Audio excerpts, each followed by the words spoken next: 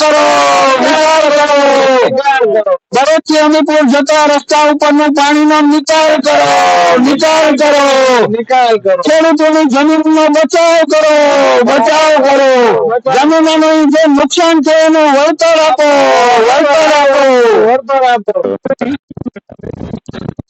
આજ રોજ દરેક ગામની ખેડૂતોની અવારનવાર રજૂઆત હોવાને લીધે પોરબંદર જિલ્લા કોંગ્રેસ સમિતિ દ્વારા હું જિલ્લા કોંગ્રેસ સમિતિના પ્રમુખ રામભાઈ મારુ, અમારા જિલ્લા પંચાયતના વિરોધ પક્ષના ઠેકાભાઈ, અમારા તાલુકા પંચાયતના સદસ્ય શ્રી અતુભાઈ તેમજ ગામના ખેડૂતો, આગેવાનો, મિત્રો હાલ આપણે જે સ્થળ ઉપર ઉભા છે આ બળેથી અમીપુર જતો સ્ટેટ હાઈવે છે.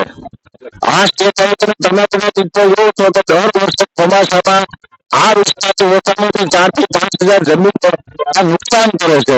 એટલે મારે તંત્રને એ કેવું છે કે ભાઈ આ સરકાર મોટી મોટી વાતો કરે છે, ઝેર બચાવવાનું આંદોલન કરે છે, 19,000 ને 20,000 ને 22,000 ના પેકેજો આપે છે, પણ વાસ્તવિકતા છે કે સ્થળ પર કઈ કામ થતું નથી. દર વર્ષે ચોમાસામાં આ અમીપુરથી બરોડનો રસ્તો પાણીમાં ડૂબ જાય છે અને આ જે રોડ બનાવ્યો છે તેની અંદર પાણીને ડાયવર્ટ કરવા માટે કોઈ પુલિયા કે કોઈ બોક્સ કલવર કે એવું કરવામાં આવતું નથી, જેથી કરીને આ પાણી હોળી સુધી પડ્યું છે. તો મિત્રો દેશના ખેડૂતોને બચાવો તો શું કરવું? આ સરકાર ખેડૂતોને બચાવવા માટે બેઠી છે કે ખેડૂતોને પતાવવા માટે બેઠી છે? આ કઈ સમજાતું નથી. એટલે પોરબંદર જિલ્લા કોંગ્રેસ વતી અમે આ સરકારને અને આ તંત્રને એલર્ટ કરીએ છીએ કે આ પાણીનો તાત્કાલિક નિકાલ કરવો જોઈએ, જેથી કરીને 4 થી 5,000 ખેડૂતોને પોતાની ખેતીમાં તેનો પાક વાવેતર કરી શકે અને આત્મનિર્ભર બનવાની જે ભાજપ વાળા જે નેતા અને આપણા સીએમ સાહેબ જે વાતો કરે છે કે ભાઈ આ રીતે કે ભારતના ખેડૂતો આત્મનિર્ભર ન બને. તમારે એની વાસ્તવિકતા જાણવી જોઈએ, એની પીડા સમજવી જોઈએ અને ખેડૂતને સાંભળીને જે કઈ તમે વિકાસના કામ કરો છો તે કરવા જોઈએ.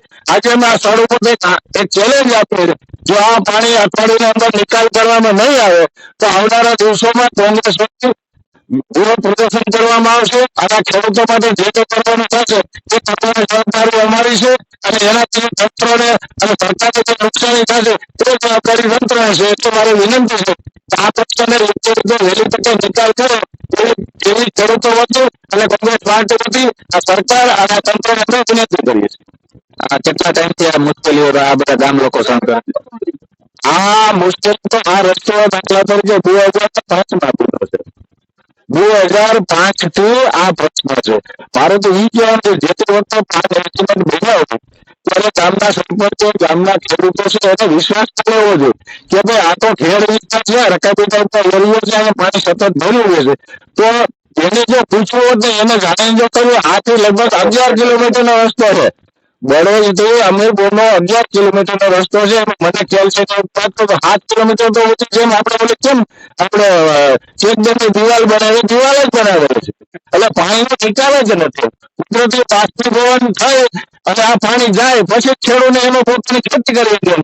તો એના માટે ઓછામાં 6 થી 8 કલાકનો સમય જોઈએ.